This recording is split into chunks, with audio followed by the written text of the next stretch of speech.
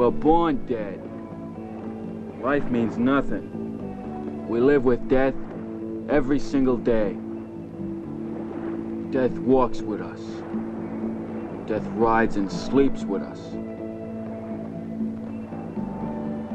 We carry its smell under our skins. So don't go blaming yourself.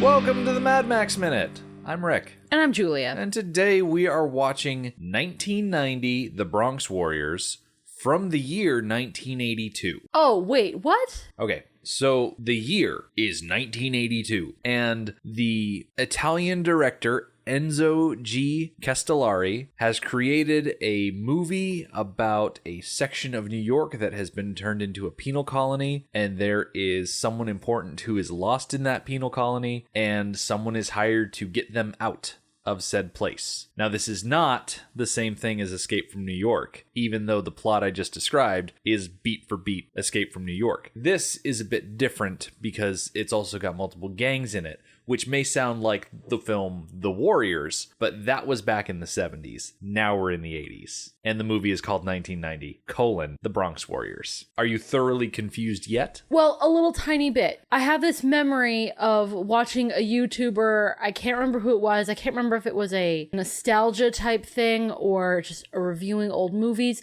but they reviewed what I thought was this movie. Do you remember what I remember? I do not. I watch a lot of YouTube. I know. So perhaps what I'm remembering that I thought I watched a review of is The Warriors from the 70s. So I'm beginning to think that I have absolutely no idea what we're watching today. Well, this movie that we are watching today, we are specifically watching it because it was requested by one of our $5 a month Patreon contributors. So thank you, Curtis, for suggesting this movie to us. For anyone that hasn't checked out our Patreon lately, if you contribute at the $5 level, you get to ask for a specific movie for us to cover during hiatus. That is one of the perks of being a $5 contributor. There's also the ability to contribute to my notes before we actually record the episode.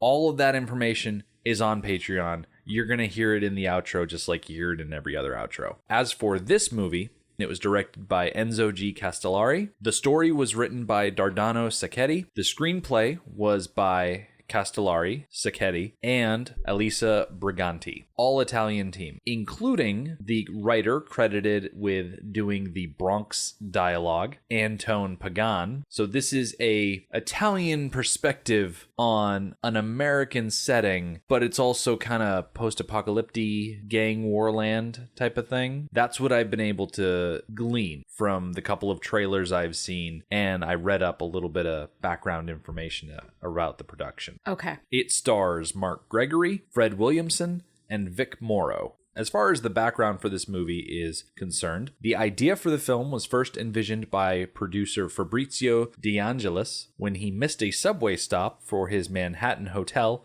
and ended up in a dangerous neighborhood in the Bronx. De Angelis stated he imagined the idea of a futuristic city where young hoods would fight for their home. And so, you have 1990, The Bronx Warriors, which was one of 3 science fiction films that Enzo G. Castellari made with De Angelis. These films take influence from Mad Max 2 in 1981, The Warriors in 1979, and Escape from New York in 1981. All movies that we've mentioned in some way or another before. Castellari changed some of De Angelis' plot ideas while filming, including incorporating more weird gangs, such as a roller skating gang. And when he is discussing 1990 The Bronx Warriors, The New Barbarians and Escape from the Bronx, that's a list of 3 films, by the way, he states that those 3 films were written, prepared, and filmed all in 6 months. So he did the Peter Jackson film it all at once thing. Okay.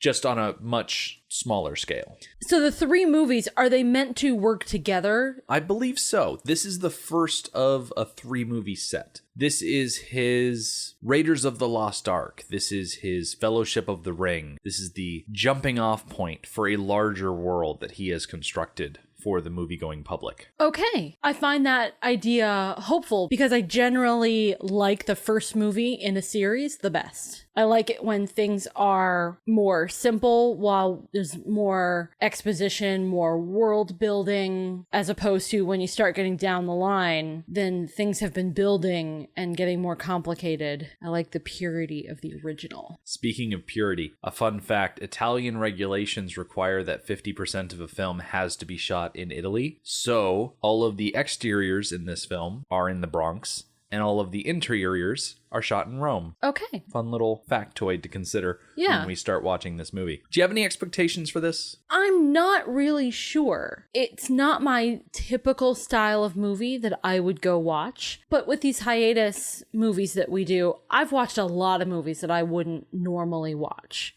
So my expectation is to be grateful that I've seen a movie outside of my comfort zone. I'm sure that I will be entertained. I think that's really all I'm going for. One of the trailers that I watched seemed very busy. There was a lot happening. There were a lot of very rapid cuts between set pieces and action scenes and dressed up actors in different costumes, and it just seemed very dense. Like they crammed a lot into this movie. So I am half expecting it to be just very dense, filled with a lot of stuff. And I'm not quite sure how they're all going to fit it in, but they'll probably pull it off. They're fearless Italian director types. You can't go wrong with them. Well, I may be saying that too soon. But either way, we're going to go watch the movie for the first time for both of us. You lovely people get to sit here and listen to the trailer. And when we come back, it will be an hour and a half or so later, and we will have seen the movie, and we will let you know what we think of it.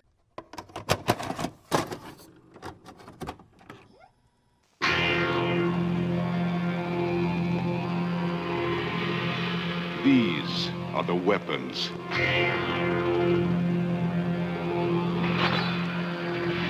These are the warriors. This is the final battlefield.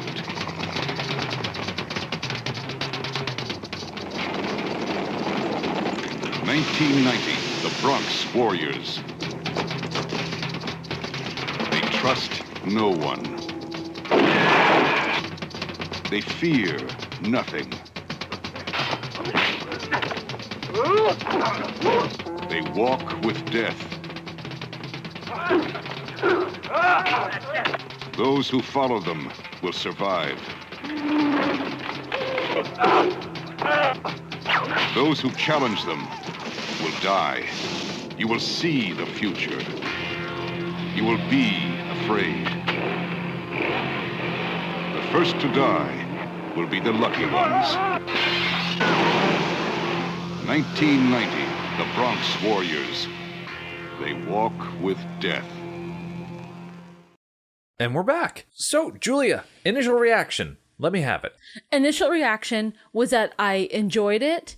It flew by really fast. We paused it at about the hour mark to take a break, and I was surprised that it was the hour mark. So that tells me that I was engaged and that the flow was nice so that I was able to stay engaged. How about you? There were some interesting details about this movie. There were things that I kept seeing over the course of this viewing that stuck out in my notes. My initial reaction is that I wasn't disappointed by it. I wasn't necessarily blown away by it. I wouldn't say it's life-changing, but it wasn't as bad as I expected it to be. I'll say that much. I wasn't expecting it to be bad in any way, and I wasn't disappointed by that. It wasn't bad in any way. The only thing that was of questionable quality, the dubbing, was not great.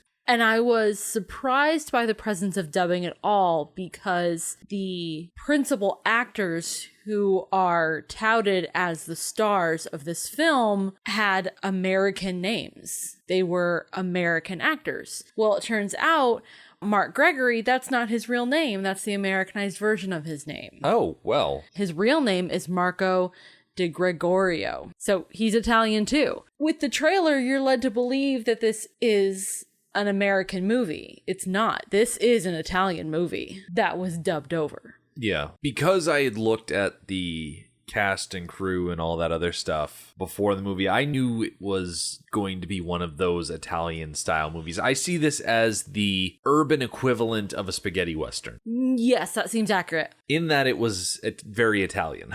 Yeah.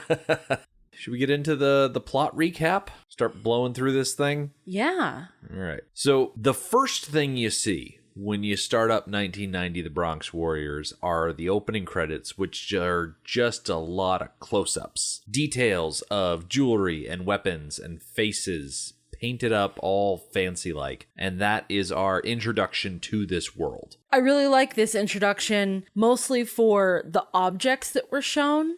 Because the objects that were shown, as we're going to learn throughout the movie, are iconic for the different people that we're going to encounter. So if I were to go back and watch the opener again, I would recognize these objects and recognize why they're included in the opener. Now, as far as the people and the faces and the made-up faces, especially that were shown, I think those were included only for a splash of color. It was such a minor part of the movie itself that it really has no place in the opener. From the opening credits, we transition over to a bridge. I don't know which bridge exactly, but there is a young woman running across the bridge, and this is Anne. She is the heiress to the Manhattan Corporation, which is a big weapons manufacturer or something like that. She, as we're going to learn over the course of this film, is morally opposed to what the corporation does. And for some reason, she needs to be available to the company when she turns 18. There's some sort of transfer of power where it's very important that she's there, and if she's not there, that all of these plans are ruined. The men who are trying to get her back, are any of them her father? Or are they the caretakers of the company until she turns 18? So as far as Anne is concerned, there are two gentlemen that go back and forth talking constantly about getting her back, returning her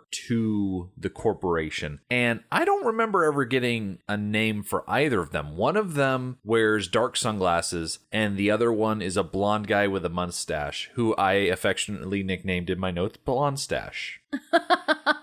That's the one who I kind of assumed in the very beginning that was her father, and then Sunglasses was his head henchman. Something like that. Mm-hmm. It's just not super clear. What's very apparent is that they are the antagonists in this setup, but it's never really laid out exactly what their relation is to her that I was able to catch. So after we see Anne running across the bridge, we get this splash of text that explains to us that the Bronx has been abandoned by normal society, and now it's just a no man's land where all the gangs hang out, which is drastically different from the Bronx of the real world, because borough by borough, New York is just becoming more and more gentrified as the millennials and their avocado toast and their triple lattes move in and put up artisan bookshops and free range muffins and fancy colored donut shops and bagel factories, none of this gang stuff. You say that like you're not a millennial. I don't claim to not be a millennial. I just am trying to pull all of the millennial stereotypes that I can out of the ether so I can apply them to the situation. I don't keep track of all of those things. But the important thing is that the entire borough of the Bronx is now essentially a wasteland. It's still very much filled with buildings and people wandering about, but it's not a civilized place. Right. There doesn't seem to be any non-affiliated inhabitants. I can think of one non-affiliated inhabitant, and it's the drunk in that one scene when Hammer first shows up. Yes, very true. He's the only one that I can really think of. We get a taste of what kind of people live in the Bronx as Anne goes into a side alley and she starts getting harassed by a bunch of dudes dressed up to play street hockey. These are the Zombies. They are one of the large factions here in the Bronx, and they are here to push her around and harass her and molest her in some way, but they don't really get to do much before a bunch of bikers show up, and these are are another faction in the Bronx called the Riders. These are the people that we are going to follow throughout the course of this movie, and they have very particular weapons. They're, I'd say, a baseball bat with a big metal spike at the end. That seems to be their signature weapon, and they proceed to beat up the zombies. Yeah. So in the Riders coming on the scene and attacking the zombies seemingly for the purpose of rescuing or counter kidnapping Anne, they have infiltrated the zombies' territory, which is not made clear right now. Yeah. But that's what's happening. Was that it? Did the Riders go into zombie territory, or did the zombies pass into Rider territory? The Riders went into zombie territory because Anne, the troublemaker that she is, does it again later on in the movie. Because that's the same setting where the zombies beat up Trash and actually successfully kidnap Anne. So I think that's their territory. So the Riders just kind of waltz in, beat a bunch of them up, take Anne away, and initially they're wary of her, but she warms up pretty quick to them. Oh, warms up is the way to put it. She is quite attracted to Trash, which I certainly can't blame her. Trash is played by Mark Gregory, this Adonis of a man. He's tall and he's got lots of hair and he's very built. While we're talking about Mark Gregory here at this first introduction of his character, obviously, like you said, he's very tall, he's got broad shoulders, he's got a very chiseled abdomen. He is wearing this leather vest and nothing else underneath it, so it is just the deepest of V's, showing off all of his arms and whatnot. Anne is watching him with a level of admiration, or maybe not admiration, maybe just adoration. Adoration, I think, is the right word. But when I saw him come on the scene, he reminded me of someone. Did he remind you of anyone in particular? Not right off the bat, but I was curious about him because he has some oddness to his movements. So I did a little bit of Googling and found that somebody else finds him quite similar to Hayden Christensen. Is that what you were thinking too? That is the exact actor I had in mind. Yeah. I spent this whole movie looking at Mark Gregory and thinking, oh my God, he is the spitting image. And I know I'm saying this backwards. Hayden Christensen, as Anakin Skywalker specifically, is the spitting image of Mark Gregory in 1990, The Bronx Warriors. Yes, he is. And it was very distracting. I also found Mark Gregory distracting for a slightly different reason. Yes, he is a very attractive man. We cannot overstate this fact. He is a beautiful, beautiful man. But there's something about his posture and the way that he walks. He holds himself too straight. Yes. And actually, that's what got me Googling, because I thought maybe, was he a dancer before he was an actor? A dancer or a runway model or something along those lines. Someone that would keep themselves so incredibly just postured. Yes. Shoulders back, chest forward. When he walks, he doesn't lead with his shoulders or his... No, he seems to lead with his entire torso at once, and everything just kind of trails behind it. It looks to me like he's walking in high heels. Which I imagine he's probably wearing boots that have a little bit of a heel in them, because when you're riding a motorcycle with pegs, you wear a boot with a heel. That way it just kind of hooks on the peg, and then you don't have to worry about your foot slipping off. Right. But aside from his vest and his boots, he's also wearing just the tightest pants I imagine they could put on him. The man has a perpetual wedgie throughout the entirety of this movie. He does. He really, really does. Mm-hmm. Which I'm fine with. That didn't distract me at all. His pants didn't distract me at all. I can say that as a male and as someone who has always been catered to as a viewing audience, I mean, I'm a Caucasian male between the ages of 18 and 35. I am the target demographic of Hollywood. I am perfectly fine with eye candy and gazes that are not for me. I know some guys will flip out if there's anything in a movie that doesn't cater to them specifically, but if a movie like this wants to put one of their actors in a leather vest and really tight jeans for the benefit of the ladies that are watching, go for it. All the more power to you. I do not mind one bit, because everybody deserves to have some eye candy from time to time. For instance, during the fight with the zombies, one of the motorcycles, they flip a switch and blades flip out from the front tire of the motorcycle, and the guy on the motorcycle runs down a couple of the zombies. He cuts the back of their legs with the blades and then turns around, comes back, and cuts their faces open. That's the stuff I like to see. I liked that because it set a certain tone for this movie, that nobody is safe. There could be blood and gore at any moment. This isn't going to be one of those movies where everyone just gets knocked to the ground and then stops fighting. People are going to die. Although the whole get knocked to the ground, stop fighting thing does happen a lot. It does. But also lots of people die.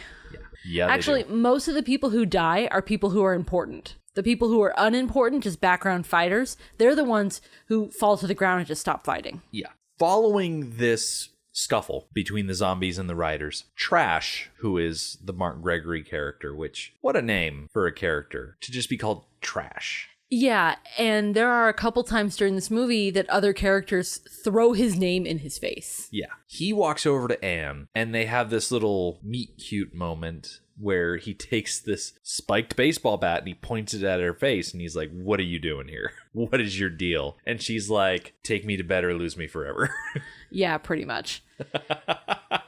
What drives me nuts is that the movie should have ended right here, right now. He offers to take her back to Manhattan. "Do you want me to take you home?" And she says no, because she's a spoiled little rich girl who wants to have her way, no matter how many lives it costs. There's going to be a scene on a beach later in this movie where we should reevaluate that viewpoint. Yes, I think that viewpoint does need to be reevaluated. That is what I was thinking in that moment. Yeah. She's not as bad as all that. So, long story short, Anne goes with Trash. And stays with Trash. And we cut back to Blonde Stash, who is talking with his cohort, and he needs this whole thing, this whole Anne ran away thing, to be very hush-hush. He doesn't want it to go out to the press or the cops or anyone like that. He's going to handle this himself with people that he hires. And then we just go to a place by the river. It's kind of a vacant lot. And there's a dude with a drum set just drumming away while all of the riders just arrive. I loved this drummer. I loved that the soundtrack for this scene is diegetic. I loved how random he was. Yeah, he just came out of nowhere. Just,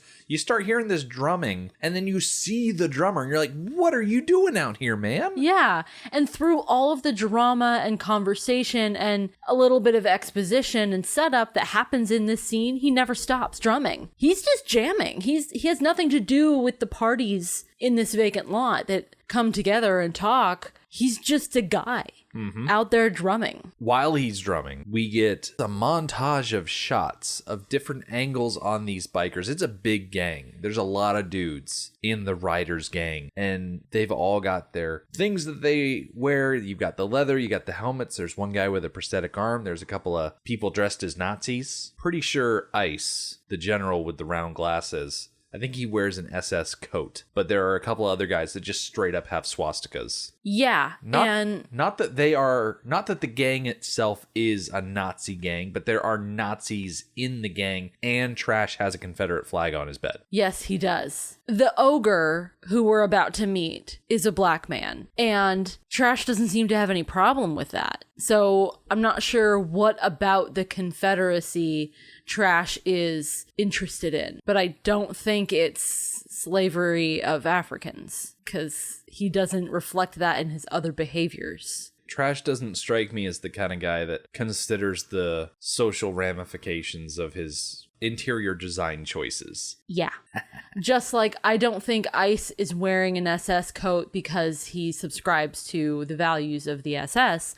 I think he found the coat and liked it. It is a nice coat. It is a nice coat. You strip away the iconography of the Nazi party and it's a very nice coat. So all of these bikers are gathered in this spot because there is a dude impaled on a piece of wood laying next to the water. And I guess he's impaled on a broken pier or something like that. I think so, yeah. So this guy is you could say, former member of the Riders. In life, he was a rider. Now he is destined to be a passenger. And everyone is very uneasy about this development, the death of this character. And from another part of the lot, a bunch of cars pull up, and these are members of the Tigers. gang, led by the Ogre, with the Ogre being played by Fred Williamson, who is, according to his IMDb page, a staple of the blaxploitation genre in the early 70s. I was going to say he looked awfully familiar. I'm not a connoisseur of the blaxploitation genre,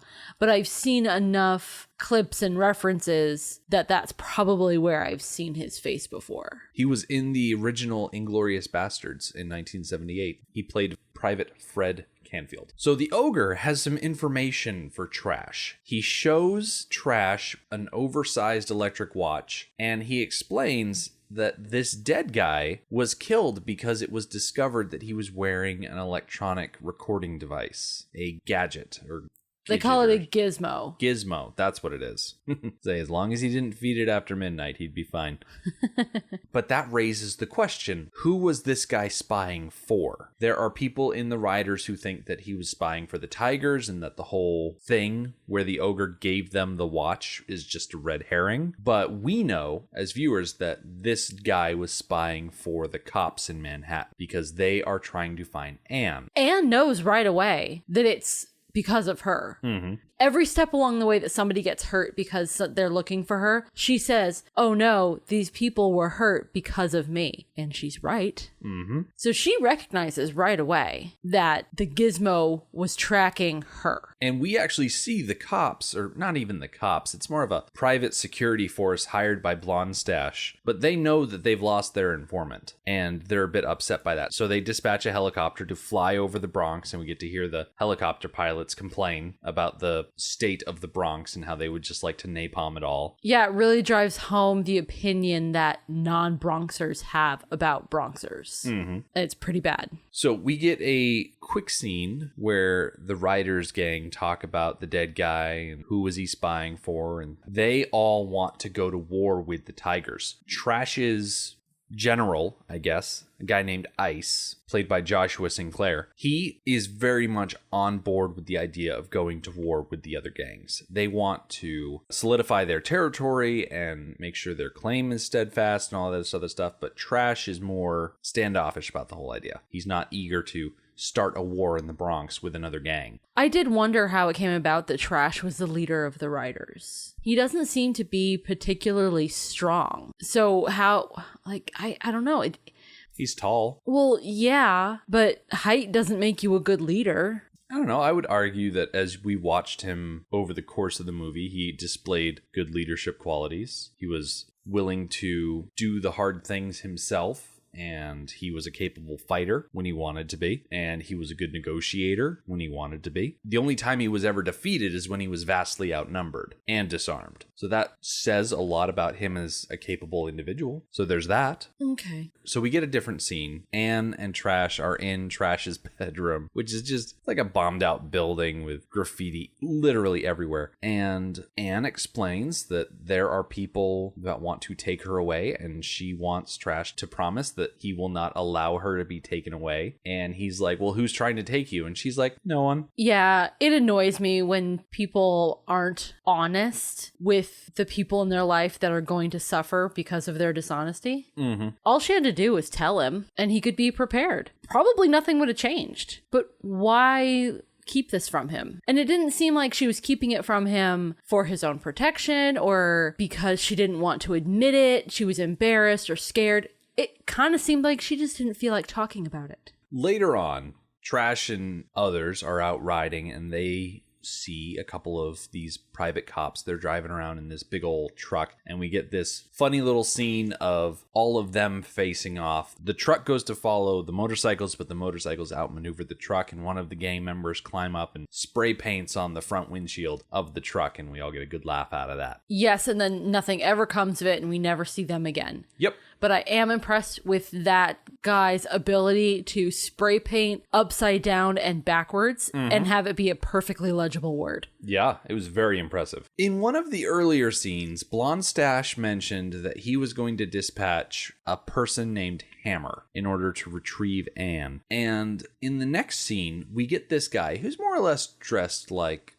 a mailman. He's wearing sunglasses. He's got a big old mustache. I called him Sunglasses Guy for a while before I realized who he is, but this is Hammer, played by Vic Morrow, and he is there specifically to retrieve Anne. And so he goes into the Riders' territory, into their hideout, and before long he's found by a couple of people, just members of the gang. They're getting busy on a staircase or something like that. Ew. I know, right in the middle of everything. Well, not about the getting busy.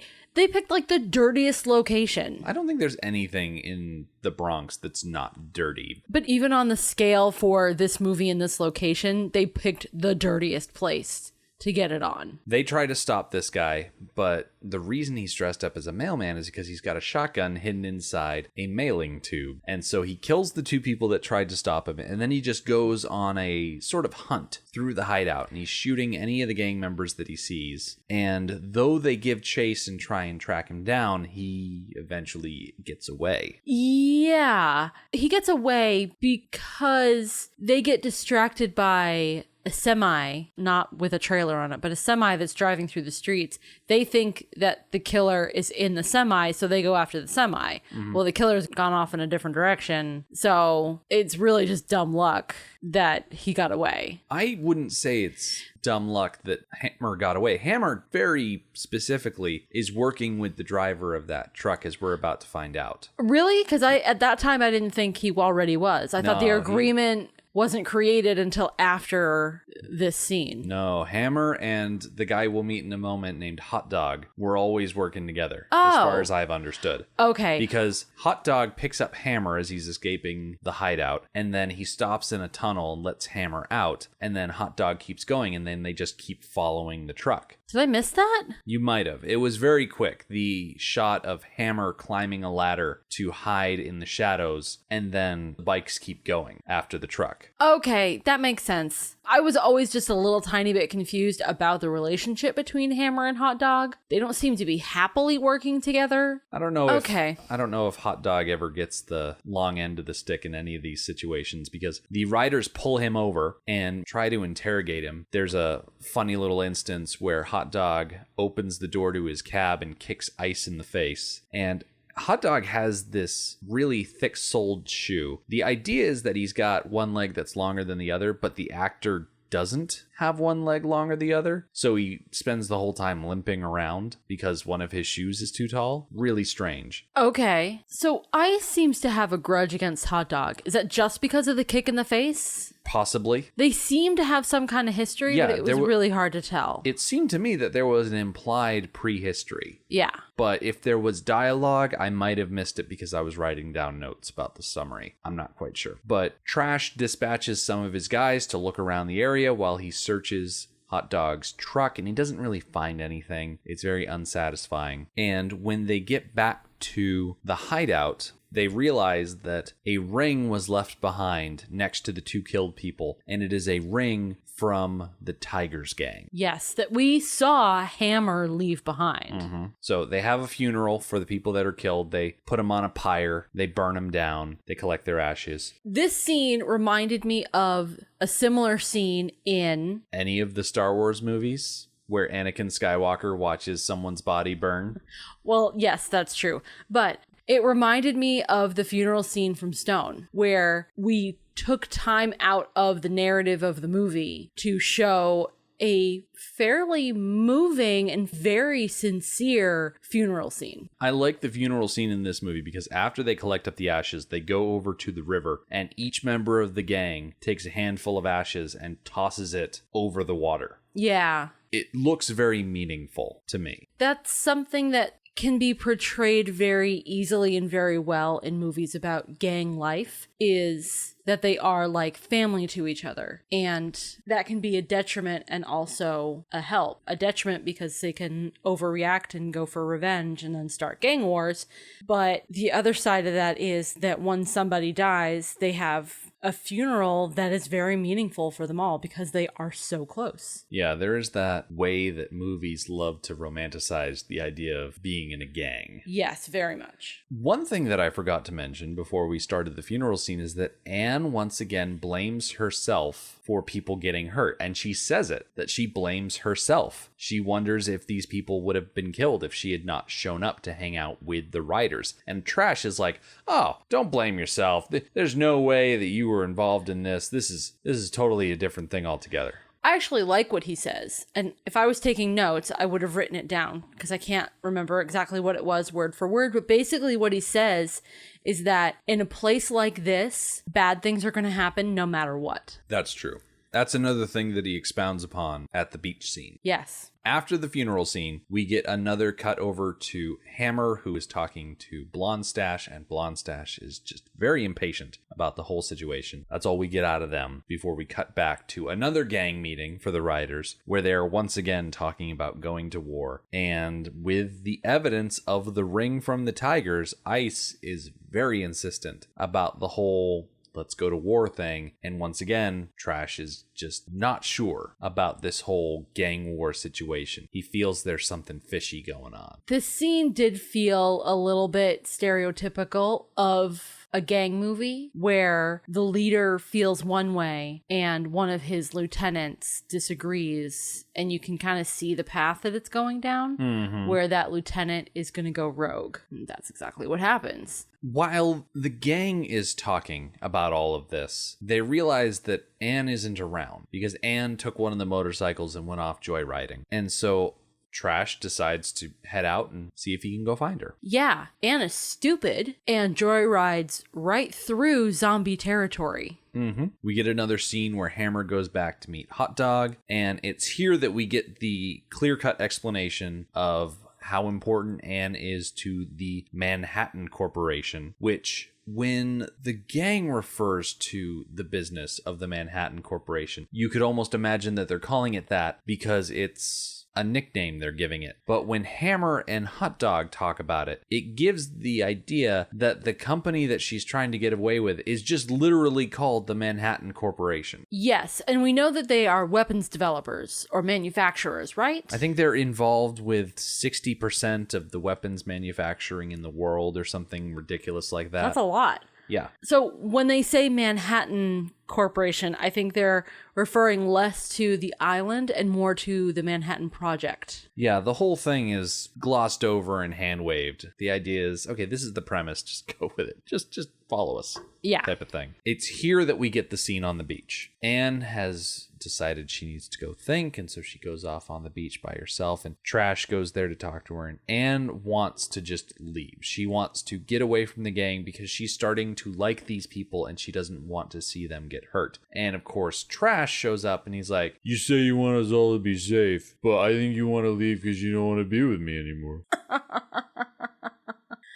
Something else that he said stood out to me. He was talking about being willing to die for her, and he says, if I die for you, then at least my life will have some purpose. Yeah. Which is, I suppose, it's a nice sentiment. Yeah. But yeah. It got a little too much Hayden Christensen for me. I half expected him to launch into one of those like, I don't know if you know what you do to me. I'm haunted by that kiss you never should have given me. And I don't like sand. And I like you. You're smooth. And Okay. Just mopey Anakin stuff. I can sympathize with you on that, but Trash is not a complainer. He's not like a happy-go-lucky kind of guy. Oh, no. He has that whole thing about, we walk with death. We live with death. Death sleeps with us. Death chips in for lunch when we go to the diner. It's just talking about how much they live with death on a daily basis. That's sort of his mantra. Is that on the beach that he said that? Yeah, that was on the beach. Where was I? I don't know. You were probably thinking about going to the bathroom or something like that. Because that's why it's so significant at the end of the movie when Anne mentions something about it's okay, we live with death all the time. It was a callback to this scene. Oh, okay. Yeah. I'm glad you said that because I didn't understand her words there at the end.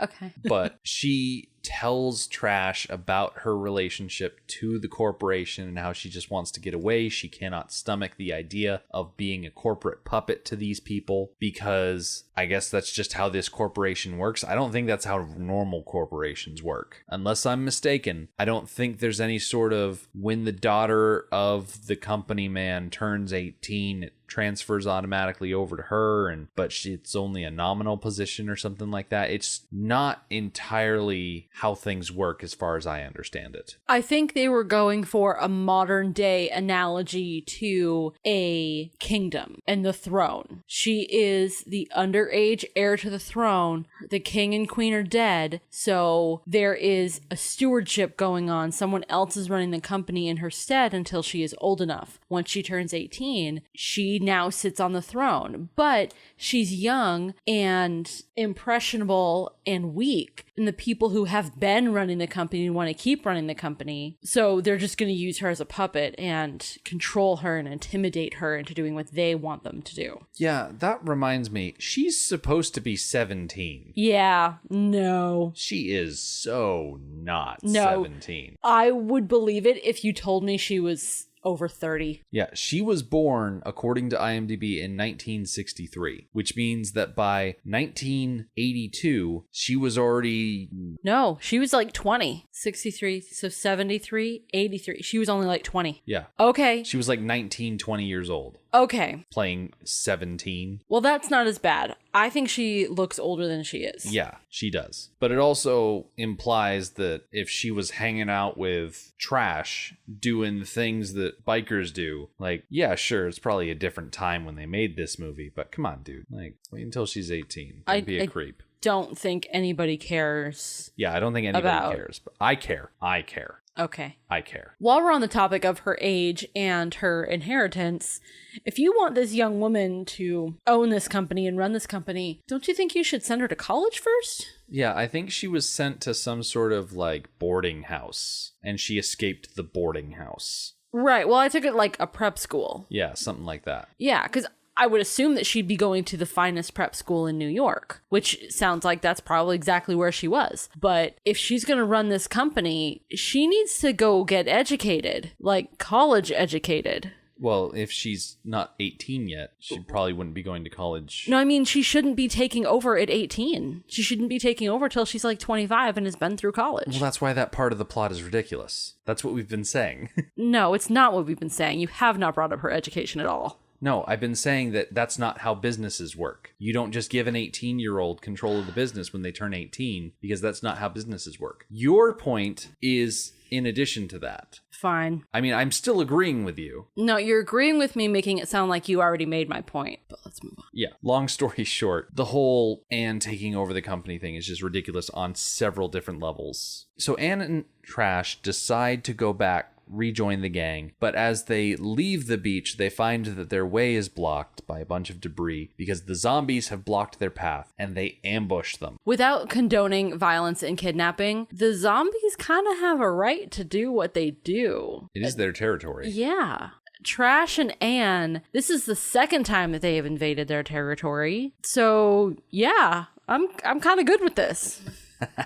Trash gets a net dropped on him, and then he gets the tar beaten out of him. I wouldn't even say they had the tar beaten out. He gets kicked a couple of times. He gets distracted long enough for them to kidnap Anne. Yeah. I think they're butthurt that they didn't get to kidnap Anne the first time. They don't even know who she is. They just want her because she wandered into their area and then was taken away from them, and they get another chance, so they want her. I don't think they really care that much about Trash. Trash eventually does make it back to the riders, though, and it's here that he's like, they've taken Anne, I need to go save her. I'm going to go to Ogre and forge an alliance so that we can take on the zombies. And the rest of the gang is like, huh, what? And I'm like, oh, yeah, that makes sense. I think it does make sense. From the gang members' point of view, it could be seen, I think, as a weakness. Trash is saying, we and I am not strong enough to take on the zombies and get back Anne on our own. We need the help of somebody who is stronger than us. So the Joe Schmo in the gang is like, wait, what? So much for our big, strong, fearless leader. He can't do it on his own.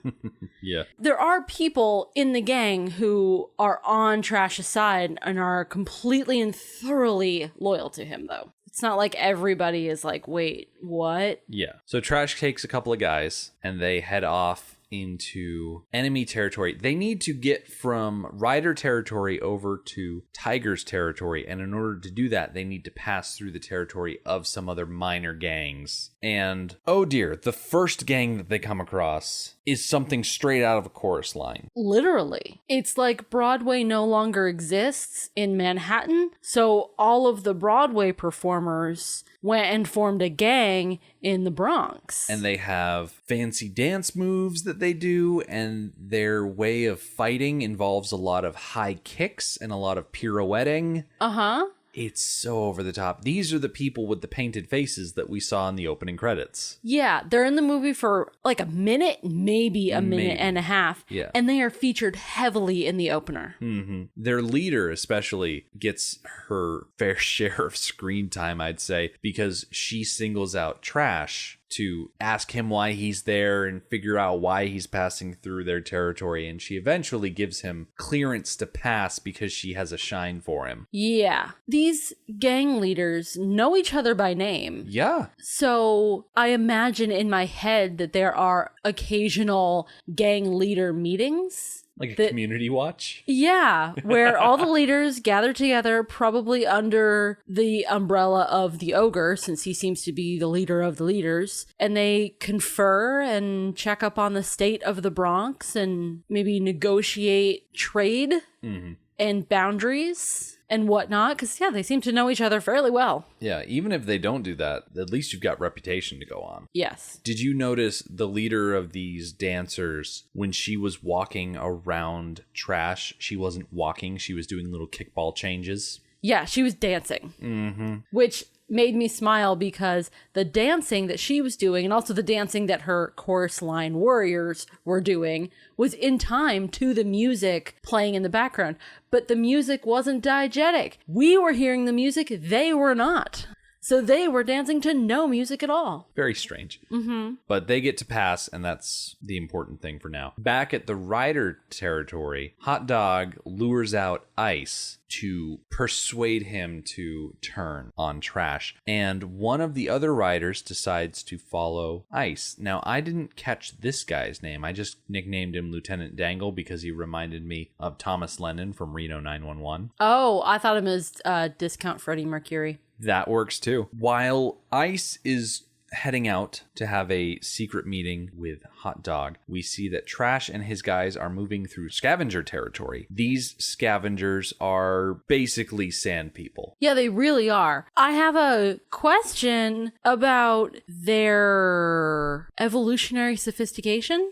Yeah, because they act like animals. They do. They really, really do. They walk around almost on all fours, like hunched over, like in perpetual hunting mode, with lots of grunts and moans and just noises. Yeah, they essentially fight with 2x4s. They wear rags. They're animals, basically. They still manage to kill one of Trash's guys. They're vicious. Yeah. They also eventually down the road kill Discount Freddie Mercury, and it's one of the saddest scenes of the movie. Yeah. They are very vicious. They are a much more prominent opposing gang than the Jazz Gang. Oh, absolutely. But they're not quite as flashy, so you probably don't want to show them off too much in the opener. Going back to what Ice is doing, he catches up with Hot Dog, and lo and behold, it's not just Hot Dog that he's meeting with, he's also meeting with Hammer. And Ice reveals to them that Anne was taken by the zombies. That is exactly where she is. And Hot Dog and Hammer convince Ice to just take a gun, kill Trash, and kill the ogre, and then they'll take Anne back and everyone will walk away a little richer. Yep, and Ice can then be in control of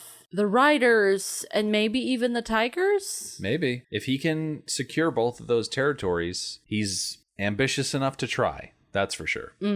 Unfortunately, Hot Dog catches sight of Lieutenant Dangle, who is just leaning out a window, listening to all of them. And though Discount Freddie Mercury tries to run, they still see him, and Ice tries to chase him. He does try. And I don't know if this was planned. I don't know if this was real. I think it was felt real. Dangle goes up over a sidewalk and into a building, and Ice goes to follow him, and his back tire slips on some loose gravel or dirt or something like that. It catches on the sidewalk, kicks back in the other direction, and the entire back end of the motorcycle shoots out from under the actor playing Ice, and he goes down hard. He really does. It looked real. It was worryingly real. Yes. And I'm willing to bet it was. So the rest of the storyline with Ice and Dangle, they are separated. They go in their separate directions. So I think it's in the script as they get separated somehow.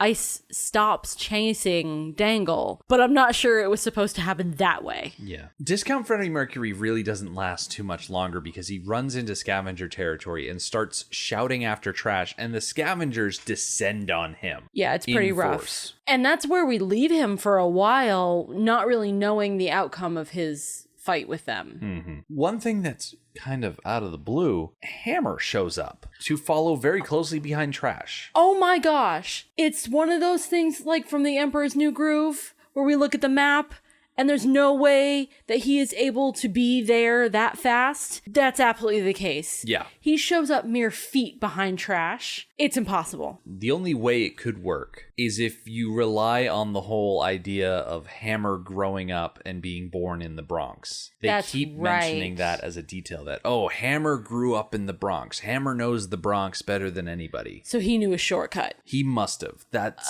gotta be the only thing. A deeper level of the sewers. Exactly. Okay. I guess I can buy that. So Trash and his remaining crony sneak into the ogre's castle because this building is practically a castle. And we get to see that the ogre is sending supplies around the borough. He's got medical supplies and gasoline and electrical supplies. And he's just telling people, send this to this neighborhood, send this to that neighborhood, send this over to that street. He considers himself king of the Bronx, and he provides for his people. Yeah. I'm glad this scene was included because I was wondering, where do they get the fuel for their motorcycles? Where do they get food? There is never any food in this movie. We never see them eating or drinking anything. Their clothes are clean. Their hair is clean. Where are they getting all of the supplies? Because the Bronx isn't like just another neighborhood that's particularly run down. No, it's completely cut off. There's no corner store. There's no factories. There's nothing there except these gangs. Yeah, you can't pop down to the bodega for a Kit Kat and a gallon of milk. Yeah, there's no restaurants. Not even the simple, like, mom and pop diner. There's nothing. So it's the ogre bringing in supplies and dispersing them in exchange for the loyalty of the people, which doesn't really seem to get him very far. Yeah. So as Trash and his guy are sneaking around the ogre's hideout, they are followed inside by Hammer, and when Trash is stopped by one of the Tiger Gang, Hammer pops out from the shadows and uses a weapon that he was given by Ice to kill the Tiger's gang member, thereby making it look like Trash was the one that snuck into Ogre's house and killed one of his guys. Yeah, every member of the gang has that baseball bat with a sharpened end. It's painted black and it's got some silver studding on it. They all have the same item. It's like the ring that Hammer left behind when he killed the two people in the hideout. Exactly. He's blaming the murders on somebody else. So Trash actually gets a little bit of face-to-face time with Hammer in this scene, and he jabs at him a little bit. The whole idea of, like, you want everyone to forget the fact that you grew up in the Bronx and you think you're so much better than everyone because you left and things like that. Hammer fires back with, oh no, once I'm done, no one is going to be able to forget that I know everything about the Bronx. Hammer makes it clear-ish that he doesn't really have an interest in the mission of rescuing Anne. Yeah. His desire seems to be just revenge and destroying the whole place. And he's using the funds that Blondstash gave him and the tools at his disposal to accomplish that under the guise of getting Anne out of there. So Hammer sneaks away. Trash is taken by the ogre's men, and Hammer steps off to the side, pulls out his gigantic brick phone, and calls up Hot Dog, say, hey, I'm coming, be ready to pick me up. And then he just Wild West style shoots a bunch of scavengers that are trying to sneak up on him. And he's like, you can't do that to me, I'm a hammer. I found this annoying simply because he's the bad guy and I don't want him to do something so cool. Yeah. So Trash has this face-to-face with the ogre. The ogre is like, hey, you killed one of my dudes. And Trash is like, no, it was Hammer. You gotta believe me. He's after my girl and he wants to take her away. And he's gonna send a bunch of Manhattan goons in here to wreck the place up. And we gotta work together. Go to zombie territory. And Ogre says, okay, I believe you. Let's go. Mm-hmm. I appreciate that. I appreciate that the people involved so heavily have enough of a head on their shoulders to say, oh, you were set up? Yeah, that sounds about right. I believe you that you were set up. Yeah, it's kind of nice. It is.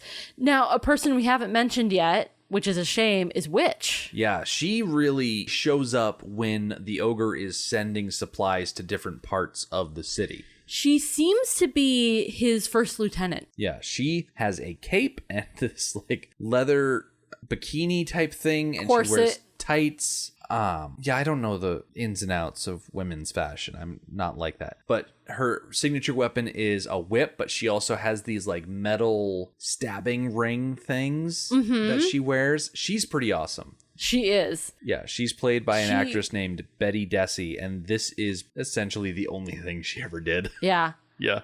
That doesn't really surprise me. Her acting wasn't stellar. It was pretty on par with a lot of the other acting that wasn't stellar, but her character was pretty spectacular. Yeah, she had some really cool moments. Yeah. So once Trash and Ogre are able to patch things up, we see that Ice has gone to the zombies, and he is trying to just convince the leader of the zombies, a big old guy named Golan, who wears this outlandish red outfit with this big hair situation that's going on. It's really just out there. The zombies are really something else. Golan, if this movie were remade today, Jason Momoa would play Golan. I could see that. I could absolutely see that. Rejoining Trash and Ogre and Witch. You would expect them, if they are heading over to zombie territory, to maybe go in force, maybe hop in a car, maybe hop in several cars, maybe take more than just the three of them. Right. To assault someone else's fortress. Yeah. Okay, your problem with this scene was very different than my problem with this scene. I was okay with them going just the three of them. My problem is that they were immediately attacked.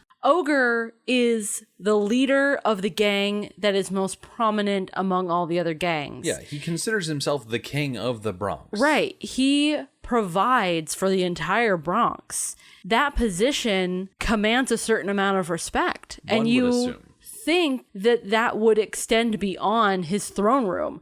The moment he leaves his throne room, he gets attacked by the scavengers. Well, you know, it's like they say, some people are always just trying to ice skate uphill. I don't think the scavengers are part of, we'll call it the Confederacy of Gangs. I think their name implies that they don't receive goods, they scavenge goods. They're kind of like a bunch of bottom feeder Morlock type situation, huh? Yeah, I think so. Because attacking the ogre is pretty bold, and the way Ogre and Witch dispatch the scavengers is brutal. It is. We finally get to see Witch's stabby stab rings come into play. So when she puts her hands into a fist, the way the rings are positioned, they're now basically just knives sticking out from her knuckles. And she like just punches one of them in the gut and therefore stabbing him. Yeah. She's got blood all over them. It's pretty great. Amidst all of this fighting, and technically before the fighting even starts, but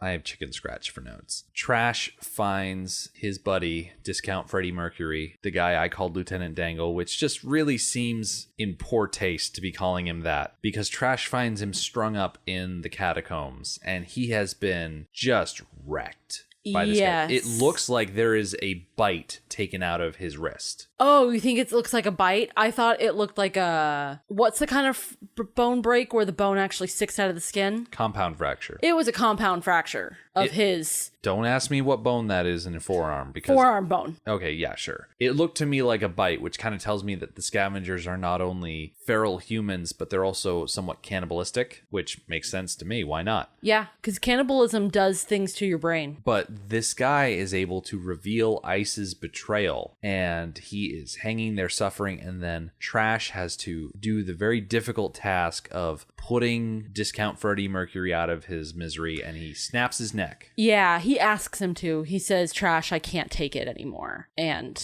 Trash snaps his neck. Yeah, we get to see Trash very emotional. Yep, they're both crying. Crying man tears. Mm-hmm. In the fight that ensues, Trash is quickly overwhelmed by several scavengers, and Ogre comes in and just freaking cuts the head off of one of the scavengers. Yeah. Beheads him. Ogre is such a badass. He really is. He earned his position the hard way. Yeah. I guess we can compare Ogre to Anne, where Anne doesn't want the leadership position, but it's being forced upon her, and she will be a weak and pointless leader, and she knows it, as opposed to Ogre, who had to earn his place, and we are seeing why he earned that place. Mm-hmm. Elsewhere in the city, Hammer is talking to Blonde Stash, and they decide that they will blow into the hideouts and they will burn the place to the ground and take Anne out in a helicopter, and that will be it, and it'll be super easy and they'll have no problem doing it. I think I missed when Blonde Stash decided that there had to be no witnesses to Anne's presence there. I thought that that was Hammer's ulterior motive. Nope. But Blonde Stash wants him to do it. Yeah. Why? Because no witnesses. There's no one to go to the press, no one to go to the public to talk about this whole heiress running away to hide with bikers situation. He doesn't want anybody to know about it. Okay. And that's just what it is. Awfully dramatic, but okay. Well, I certainly hope it would be dramatic. So Trash, Ogre, and Witch, they show up in zombie territory, and Golan is there. He and Ogre have a couple of words, and Golan is very high on his own supply. He is in his home turf. He is convinced that he is above whatever sort of loyalty that he owes to Ogre. That's partially Ice's fault, because Ice was trying to form an alliance with Golan, say, hey, let's kill Trash and let's kill the Ogre, and then we can take over. Mm-hmm. So it's really Ice that's causing a lot of the problems now. Yeah. So a fight breaks out between Ogre and Golan, and just Golan gets straight up stabbed in the back. Oh, yeah. Well, I should clarify. Golan tries to stab Ogre with a knife, and Ogre grabs Golan's arm, twists it around, and stabs that knife into Golan's back. So Golan is killed on his own weapon. It's a very cool move. Then, of course, Trash and Witch are there to help fight too. Yep. Amidst all of the fighting, Ice tries to sneak away, and he's confronted by Hot Dog. Apparently, Ice's involvement with all of this means that Hot Dog won't get paid somehow. Well, anytime Hot Dog brought up money to Hammer, Hammer was like, I don't want to hear you talking like that. Don't talk to me that way. Mm-hmm. So I think Hammer is a sick man who is controlling Hot Dog in a way that I don't understand, and it's not with money. Yeah. So Ice tries to shoot Hot Dog with a gun that Hot Dog gave him earlier in the movie. Yeah. Except the gun is loaded with blanks, so it doesn't do anything. So Hot Dog gets a little cocky. And then Ice produces a knife blade out of the front of his shoe, like in a James Bond movie, and kicks Hot Dog in the stomach, killing him. The way they shot it was they showed the blade popping out the front of the boot, and then they showed the boot hitting Hot Dog in the stomach. I wish that they had shown the entire shot. I wanted to see him kick him in the stomach. Mm-hmm. And they just blew right past it. Just, oh, okay, fine, Hot Dog's dead now, without getting to see the cool way in which he was killed. Trash is able to free Anne, and they go after Ice, who is run off. And Ice tries to talk to Trash, but Trash knows about his treachery, and so they fight a little bit, and Trash just ends up throwing Ice off of a ledge, and Ice just lands on a spike. Mm-hmm. We're definitely in a certain phase of the film where the people who aren't going to survive the film are being removed. Mm-hmm, mm-hmm. Because we need to get rid of other people in the way, so that way we can refocus on the main plot involving the corporate people. We've been getting sidetracked. with all of these little gang squabbles, and we need to get the gang squabbles out of the way so that we can take Ogre, Witch, Trash, and Anne and go back to the Ogre's castle so that they can have a birthday party for Anne. Okay, the most random birthday party ever. Mm-hmm. I like that we get a scene where after all of the drama and the climax is over and the violence is done, we go back to the Ogre's castle and everyone's sitting around enjoying listening to Anne play the piano. Yeah. Because of course she plays the piano. She's an heiress. Unfortunately for them, they don't know that there is a small private military assembling outside of the hideout, led by Hammer. Yeah, this assault on the Bronx is strange. Horseback flamethrowers. Yeah, horseback flamethrowers. Do you see the horses were wearing armor? Yeah. Yep. You could tell that these guys were privately funded. Yes. Now, the helicopter guys that we were listening to their conversation earlier had a good point about just napalming the whole place. Maybe a more effective way to kill everybody. Did they want to kill everybody in the Bronx or just everybody in the castle? The guys in the helicopter wanted to kill everybody in the Bronx. The guys assaulting the castle just wanted to kill everybody but Anne. In the castle or in the Bronx? In the castle. Okay. An aerial assault to start with and then sending in men to clean up afterwards might have been more effective. The problem with just dropping things on is that you might get collateral damage, which is exactly what happens. There is this assault on the fortress. Everybody is fighting. There are flamethrowers going off everywhere. It's incredibly chaotic. Ogre is shot. Witch is shot. Ogre goes out like a boss, though. He's shot multiple times in the back, and then he crawls back over to his throne, and everything is burning around him, and he puts a single cigarette in his mouth. Yeah. And he just goes out like a boss. It's awesome. It's pretty badass. Meanwhile, Trash and Anne are just kind of hanging out on the sidelines. Yeah, they're just kind of hiding out of view, so they're not being targeted, but it's pretty chaotic around them. Yeah. Until one of the soldiers sees them. Trash has his back turned, but Anne sees it. So Anne leaps in front of Trash, and the soldier shoots her. So all of this is now pointless. Yep. Because she is dead. She is the only one that needed to survive. Only one. And now and she gets this death scene where she's laying there in Trash's arms. And that's where she's like, we walk with death every day. Or something like that. Calling back to the beach scene. Okay, now that I know that she's calling back to the beach scene, her death scene makes a little bit more sense. Yeah. To me. So spurred on by the sorrow of Anne's death, Trash grabs a harpoon. I think it's a grappling hook harpoon thing, and he shoots Hammer in the chest and then attaches the rope to the back of his motorcycle. And we end the movie with Trash riding away, dragging Hammer behind him. Based on the end of the movie, it's quite possible that Trash is the only person in that castle to have survived. I think he's the only person that we cared about in this movie that survived this movie. Yeah. Someone that I don't recall what happened to them. When Trash left to make the journey to go see the ogre, he had two guys with him. One of them was killed by the scavengers. Whatever happened to the other guy with the beret? I don't remember. Yeah, he just kind of stopped being around at some point, but I can't remember if we saw him get killed or we saw him being sent off to do something else. I think he just stopped being around. Yeah, like I said, I can't remember. Yeah. But yeah, that's 1990 The Bronx Warriors for you. Yeah. So here, after going through it again, was there anything that stood out as your favorite part? The ogre. I think the ogre was my favorite part. He was an obvious leader. He had control of his dominion. He demanded loyalty, but it wasn't blind loyalty. He earned it, and he provided for his people. And he also had a certain style about him. He was very flamboyant. He died wearing a puffy shirt, which was it was a pink or red? I think it was red. Red, yeah, and leather pants. Mm-hmm. And he had a fantastic lieutenant who was very calm and composed and organized. She was taking notes about stuff and badass in her own right.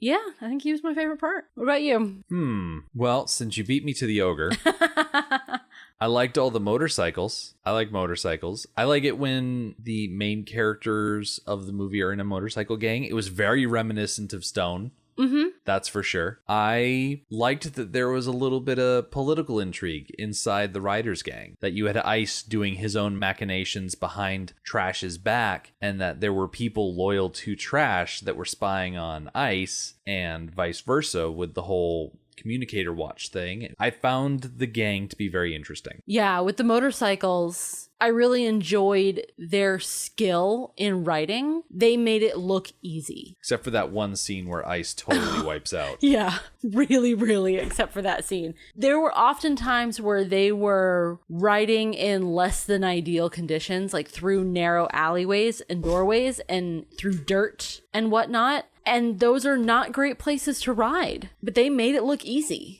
They were very, very skilled riders. Yeah. And they had these cool light up skulls on the front of their bikes. Yes. They're pretty cool. Yeah. I wouldn't want one, but it looked pretty cool. Yeah. Did anything stand out as your least favorite thing? The dubbing. It seemed to me that the dubbing got worse through the movie.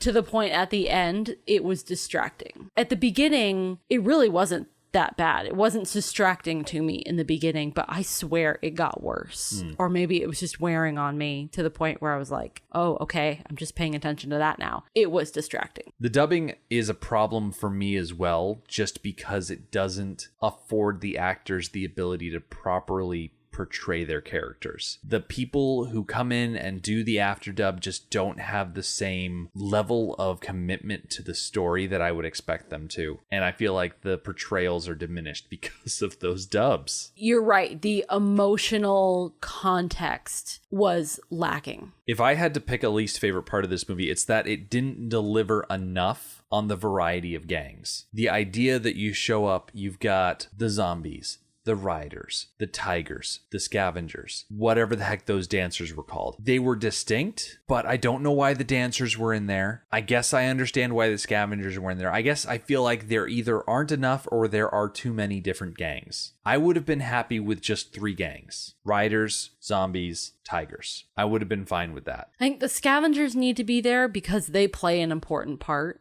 The jazz do not need to be in there at all. Yeah, I found them a bit ridiculous and rather pointless. It didn't serve any point to the plot. I could very easily take that scene completely out of the film and it would not diminish it at all. Nope.